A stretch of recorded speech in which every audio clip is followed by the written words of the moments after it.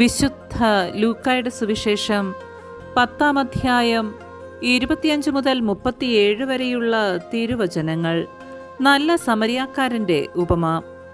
അപ്പോൾ ഒരു നിയമജ്ഞൻ എഴുന്നേറ്റ് നിന്ന് അവനെ പരീക്ഷിക്കുവാൻ ചോദിച്ചു, ഗുരു, നിത്യജീവൻ അവകാശമാക്കാൻ ഞാൻ എന്തു ചെയ്യണം? അവൻ ചോദിച്ചു, നിയമത്തിൽ എന്തെഴുതിയിരിക്കുന്നു? നീ എന്തു വായിക്കുന്നു?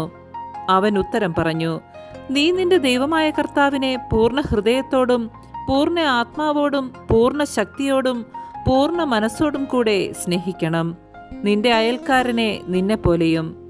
അവൻ പ്രതിവചിച്ചു, നീ ശരിയായി തന്നെ ഉത്തരം പറഞ്ഞു. ഇതനുസരിച്ച് പ്രവർത്തിക്കുക, നീ ജീവിക്കും. എന്നാൽ അവൻ തന്നെ സാധൂകരിക്കാൻ ആഗ്രഹിച്ച് യേശുവിനോട് ചോദിച്ചു, ആരാണ് എൻ്റെ അയൽക്കാരൻ? യേശു പറഞ്ഞു, ഒരുവൻ ജെറൂസലേമിൽ നിന്ന് ജെറീക്കോയിലേക്ക് പോവുകയായിരുന്നു. അവൻ കവർച്ചക്കാരുടെ കയ്യിൽപ്പെട്ടു.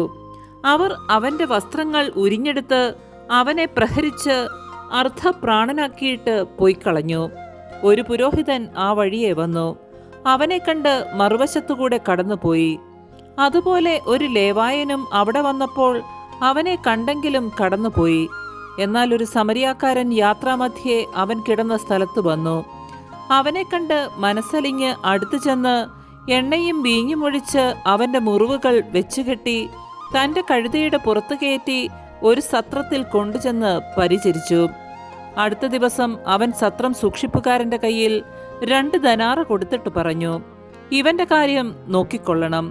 കൂടുതലായി എന്തെങ്കിലും ചെലവാകുന്നെങ്കിൽ ഞാൻ തിരിച്ചു വരുമ്പോൾ തന്നുകൊള്ളാം. കവർച്ചക്കാരുടെ കയ്യിൽപ്പെട്ട ആ മനുഷ്യന് ഈ മൂവരിൽ ആരാണ് അയൽക്കാരനായി വർത്തിച്ചത്? അവനോട് കരുണ കാണിച്ചവനെന്ന് ആ നിയമജ്ഞൻ പറഞ്ഞു. യേശു പറഞ്ഞു, നീയും പോയി അതുപോലെ ചെയ്യുക. നമ്മുടെ കർത്താവായ മിശിഹായ്ക്ക് സ്തുതി.